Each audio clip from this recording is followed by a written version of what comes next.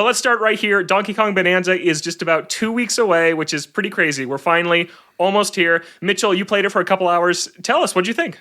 Oh my God. I mean, I don't know if you can come away from watching that preview and come and have any other impression that other than I absolutely loved it, but I absolutely loved it. Yes. You know, DK is probably my favorite Nintendo mascot, and I've just been waiting for a very long time for a game like this to come into existence, and I'm so glad we're finally getting it. Yeah, and you got to play, I think, roughly 2 hours. You saw the opening level that we saw in our earlier preview event back in April, but then you got a little deeper into the game. You got to play with some of the Bananza transformations also. And Donkey Kong's moveset, we kind of know more about it than we did back in April when we got our first hands-on with it. So let's start there. Tell me just about kind of the expressiveness and all the different moves DK can do and what you thought of that.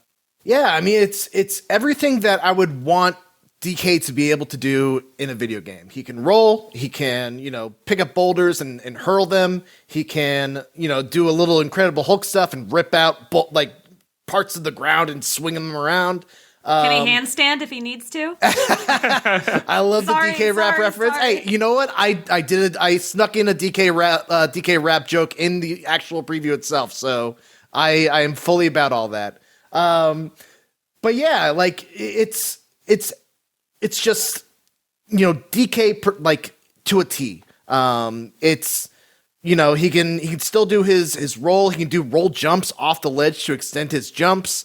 He can transform into different things like you would expect from the Odyssey team. It's just, there's a perfect blend of power and speed. And, I don't think a lot of people associate Donkey Kong with speed, but the DK games are pretty fast. If you go back to the old Donkey Kong Country games, the fact that they had a run button, the fact that you gained speed whenever you roll through enemies, those games were quick. And it feels like Bananza is kind of taking on that same kind of, vibe where, you can just straight up run, you can roll, which is faster than running, or you can rip out something out of the ground and you can basically surf on it, which also increases your speed. It makes it a little harder to control, but it's that risk reward of being able to do something faster, but also not being able to stop on a dime. I've definitely careened off ledges a couple times while riding that, surfing on a sandstone or whatever. But yeah, I love the moveset. It's probably the thing that separates it the most from Odyssey and the thing that, makes me most excited about it, because while I love, Mario Odyssey, I also appreciate the kind of increased focus on combat that Bananza brings to the table. Did you get to do a lot of combat? Was there a lot of kind of the challenge rooms that you got to try or anything like that? Yeah, there's a whole bunch. I think one of the things that they're carrying over from the old Donkey Kong games is this idea of hidden bonus rooms. And there are three types of bonus rooms I encountered. One is just straight up combat challenges where, it puts you against a variety of different enemy types in different kind of situations. There was one where every enemy was in a little pocket of regular ground, and in between me and them was sludge that I had to get through, and then you have to go quick because you're on a timer. So, that is kind of the challenge of figuring out how to use Donkey Kong's abilities to speed up and, defeat these enemies without, again, careening off the side of the platform. And then there were others that were just kind of straight up combat challenges. There were others that had enemies in different kind of elevations. So they do a lot of clever things to make these combat challenges different every time you go into them. And then there's kind of platforming challenges or obstacle courses that typically had 3 bananas that you have to collect over the course of a short obstacle course. And then there are also the classic DK bonus rooms, which are all just about collecting as much gold as possible before the time expires. And those have the classic DK bonus room themes playing all throughout. Yeah, that's cool. And the impression so far is that every bonus room is its own individual challenge, which is something that I love. Retro's Donkey Kong Country games, but they don't have unique bonus rooms. They're copy pasted across the adventure. But it seems like so far in Bananza, each room has its own unique challenge, which is something that made the original DKC trilogy so unique in that way, that it had all its own stuff in its individual bespoke challenge rooms. So I think it's really cool that that's coming back. Yeah, and it's not only a good throwback to the old Donkey Kong Country games, but also just it adds more incentive to explore the world, and that's one of the most fun things about Donkey Kong Bananza. It's exploring these giant open-ended worlds like Odyssey, and I love Nintendo. I love the person that was kind of backseating and watching me play, but I wish he would have just let me get off the rails a little more. I was getting off the rails a little too much, and they're like, "Hey, we gotta kind of get you back on the main quest just so you can see everything in the allotted time." And I'm just like, "Oh, man, but there's so much to check out. I just found Cranky Kong in one of the levels, and I wanted to, Nice. look around a little more." But Sounds like a Nintendo demo, yeah. yeah, right, exactly. Something that I don't know how much you can speak to this, but something that I observed is that after people played sort of the initial preview of it, of just that one little early snippet, the attitude was sort of, it's fine. Like there wasn't a very strong reaction to it. And I think we all felt that way after seeing the first trailer. Like the real Donkey Kong sickos, like myself and Seth Macy, were very excited. But everyone else was just kind of, yeah, okay, that, I don't know, it seems fine. But then after this latest Nintendo Direct, and then after the previews that you went to that showed off more of the game, all of a sudden, like, the attitude has just totally changed. I feel like all of a sudden everybody is like, no, this is going to be amazing. Do you have like a sense of what was different? Like, is it just having access to his full toolkit, or was there something else that you think was really changing people's attitude towards it? It's hard for me to say because I am also Donkey Kong sicko, and I was like, from that first trailer, I was fully on board. I was like, this looks incredible. I don't know what people are looking at that they're not absolutely out of their seat, like losing their mind over this game. So I don't really know. I think it was just more of a, it was a better showcase of, the environmental destruction and, the fact that there are elements of it that, mix up the gameplay a little bit in the transformations, the progression aspects in the skill tree. I think it was a combination of making it look more like Odyssey and getting the Mario fans on board, but also showing the ways in which it is different than Odyssey. So I think the combination of those two things were probably what set other people who aren't Donkey Kong sickos over the edge. Yeah, that makes a lot of sense to me because I do recall one of the things people saying after that first showing of it was that, oh, well, it doesn't look like there's going to be anything to do. Like, what are you going to do in every level or in every world? And I'm like, I don't know. Did you play Mario Odyssey? What do you think you're going to be doing? Exactly, yeah. Like, you make a guess. No, Yeah. Reb, I think you're right. I was over the moon for this game after the preview I went to with Brian, and he was too, and I felt like we were crazy because I remember like being in the cafeteria at the preview event, and we were just so high on this game. We both liked it more than Mario Kart at the April show, and everyone else was like, it was Donkey Kong. It was a cool Donkey Kong game. Well, like, that's because they're dead inside. Why don't you name names? Who was I'm that? not going to name names. I need to know, Logan. Who are the Donkey Kong haters? But I do think that, I think part of it, to answer that initial question you asked, Reb, I think it's because it wasn't Mario. And I think that just disappointed people. And part of that's on Nintendo for an extreme lack of franchise care for DK over the last decade. And now I'm very glad that they're finally doing something with him and they're building it up to be something as big and exciting as a Mario. But before we really saw everything this game has to offer, I think the general consensus was, oh, this is replacing a 3D Mario. And I think people were really just kind of upset about that. It is the 3D Mario team. We now know for sure. I mean, we know unusual. for sure, but everyone kind of already knew, right? Yeah, we did, yeah. And I actually think that's kind of a complicated discussion. Let's go to that now. I have some more questions for Mitchell about the game. But Mitchell, you did learn that it is the Odyssey team and that the studio behind the game is based in Tokyo, and that's Nintendo. Now they're called EPD. I will say, right? Yeah.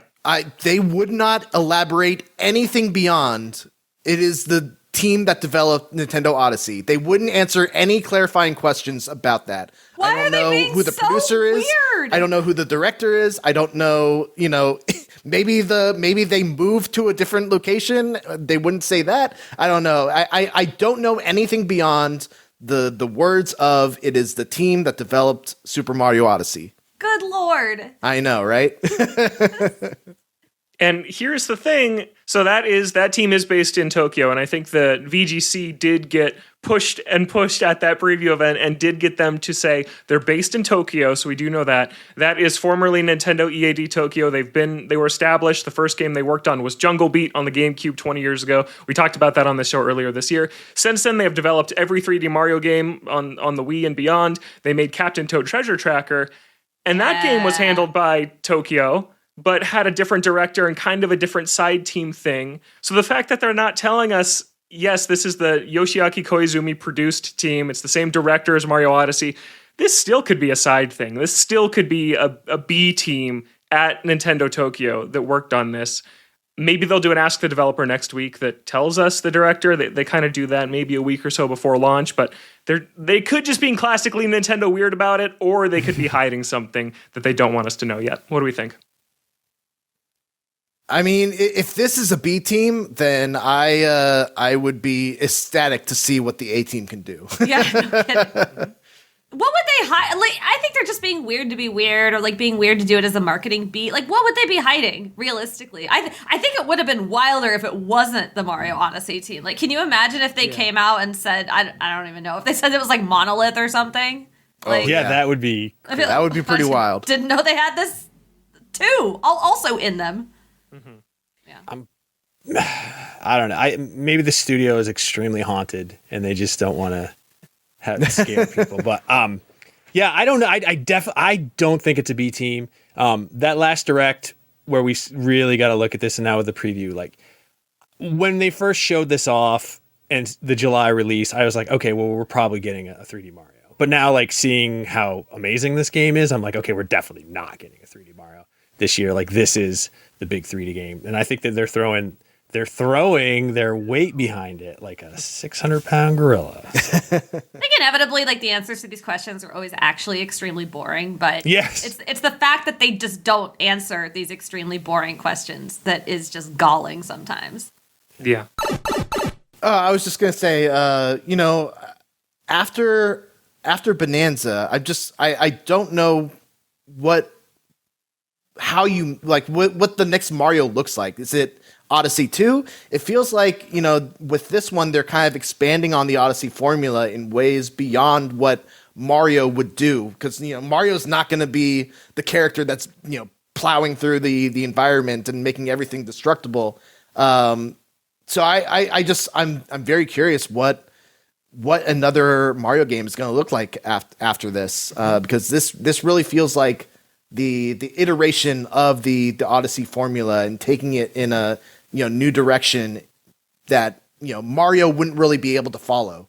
So yeah, I do wonder if this originated as like a Mario Odyssey sequel, and then someone came up with the digging mechanic, and somebody raised their hand and said, "Hi, this doesn't feel like something Mario would do. Do we have a different guy?" Yeah, I totally think that's it. No, I absolutely think that is what happened here because, yeah, we know Nintendo matches a mechanic to the character. They do that very, very well. And just with how Odyssey this is, I could see it starting that way too and then going to DK. And I think even if this is a B team, and I think B team is kind of even a little reductive, just a second team, another team that is maybe just as good as the A team, right? I think that there is probably... They're making a 3D Mario. Even if this isn't the main Tokyo team, I still don't think we're getting a Mario this year. I think it would be silly of them to release two main AAA 3D platformers in 1 year. For the holidays, you still want DK to be the focus. If you're going to build DK to be something, to be this franchise that's going to get more than one new game every 10 years, you want to kind of give it its own holiday season. So Mario maybe in the next couple of years. I don't think it'll be an 8-year wait for a 3D Mario. I think there's a team that is far into production on something 3D Mario related. But I just want to know who's making this. I'm just really so curious. The actual names. Thank you for telling us it's the same team, but it's still so ambiguous. Mm-hmm. 2026 3D Mario, Logan, are you making that prediction? Oh, I don't think so. Not yet. No. I think next year's Animal Crossing year. I've kind of... The year of Reb. Heck no, we haven't gotten a 3D Mario forever. Yeah. Odyssey came out in 2017. We need a new 3D Mario. I mean, it's been a long time. You know what? This year is the year of Donkey Kong. It's the year of Ninja Gaiden 4. We got a whole bunch of new fighting games. This was the year of Mitchell. I'm fine with next year being the year for Reb. What else would that mean, Reb? What else has to come out in the year of Reb? Golden Sun remake, baby. Ooh, I'll take that. Yeah, I take that. Golden Sun remake, Wario Land 5. I take that too. Donkey Kong 64 on Virtual Console. Okay. Animal Yes. Crossing, and let's get another Kirby in there, like a new mainline Kirby. You know what? sure. There's good crossover between the year of Reb and the year of Mitchell, so I'm happy. I'd be happy with all of those things. And Silk Song. We gotta get Silk Song Yeah, in there. let's go. Let's go. That's apparently this year, they say. I don't know. Well, That's true. Yeah. All right, Mitchell, let's get back to the game a little bit now that we've talked about the Oh, developer. I want to ask you about Donkey the Kong. Bonanza transformations, because there's the ostrich, the zebra, and the Kong Bonanza. How much did you get to play with these? So I got to check out the Kong Bonanza transformation. I got to check out the ostrich Bonanza transformation. Cool. And they're not like super game changing. I kind of liken them to the transformations in Odyssey. They're more about like kind of mixing up the kind of challenges that you're able to complete in a level. The big difference is that they're on demand, so you can swap between them, and you can choose which one you want to transform into at any time. Basically, the way you do it is you fill up a meter on the bottom left of the screen by collecting gold. And then once that meter is full, you press both L and R together, and DK does a little like thing like that, and then transforms. Classic. And so the Kong one is just this is my Donkey Kong reference. He becomes bigger, faster, and stronger too, and he is basically just able to smash through rocks that he normally wouldn't be able to smash through, and beat up enemies that would normally take a couple of punches with just like a single punch.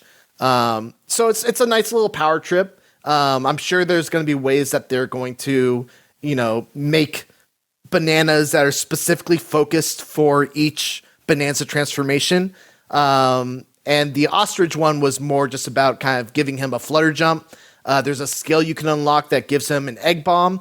And each of these transformations unlocks like a series of skills in the skill tree. So I'm sure they will evolve even beyond what I was shown or what I got to experience.